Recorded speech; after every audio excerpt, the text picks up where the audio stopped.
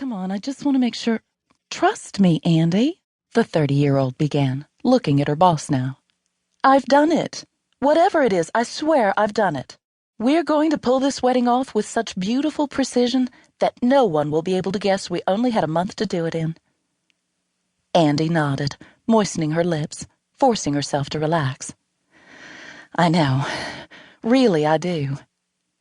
And she knew she'd already asked her most valued employee to double and triple check the details too many times to count. They were ready to go. I'm just nervous with this one. It's a big deal. A very big deal. Failing could mean losing her aunt's property, and she had a very bad habit of failing when it counted most. I know, darling. Just try to relax. Everything will be okay. Kayla pushed the folder over to Andie and shot her a questioning look. Anything else before I go? I need to head out front to greet our guests as they arrive. Andie shook her head and forced air deep into her lungs. They were going to do this, and everything was going to be fine. I think we're good. We're ready to go. Okay, then, let's get this party started. Kayla stood and moved past the 12-person table, heading for the door. She glanced back over her shoulder. You coming out? As official hostess, Andie should go, but right then the thought of greeting a happy June bride did nothing for her. She'd rather head over to the bar and spend some quality time behind the counter. Being there always reminded her of her earlier graduate days, those evenings when she'd only been looking forward to the stress of real life, instead of being smack dab in the middle of it. Probably why she'd bought the bar when she'd had the opportunity. I think I'll skip it this time. I want to help over at Jen's for a while. I'll make sure everything is set up and ready to go for the dinner tonight.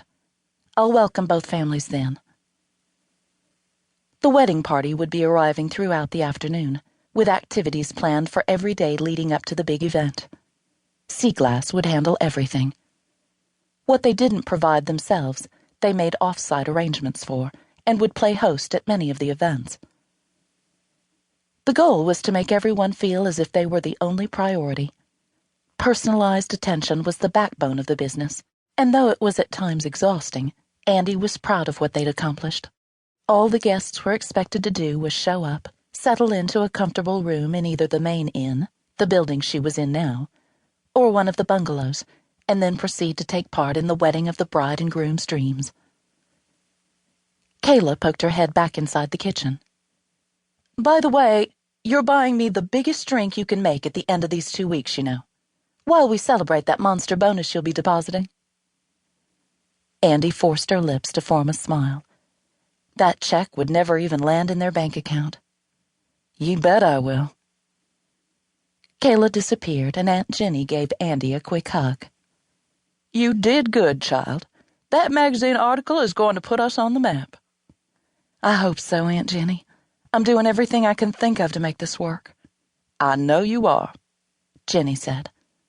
We wouldn't be anything but a big old empty house if it weren't for you. James would have loved seeing what you've turned this place into.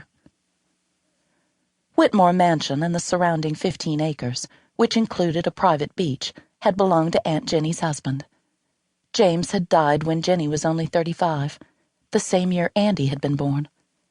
Whitmore had been in his family for generations, and though distant relatives had laid claim on it, it had rightfully belonged to Jenny. She'd lived there since his death, inviting Andie to visit every summer as she'd been growing up. It had been Andie's haven during her childhood. And when she'd needed a place to recoup a few years earlier, she'd come straight back. I hope I didn't talk you into biting off more than we can chew, Aunt Jenny. Some days I worry that it's all going to come crashing down on us. You know what I always say. Andie nodded. She did, though she wasn't sure she believed it herself. It's all up to the fates. That's right, sweet girl. Whatever happens is meant to happen. Jenny reached over and tapped a finger on the closed folder. And that means with this wedding, too.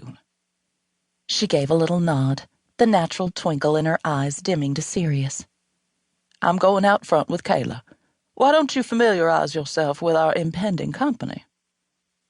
I will, Aunt Jenny, thanks. That had been next on her list of tasks.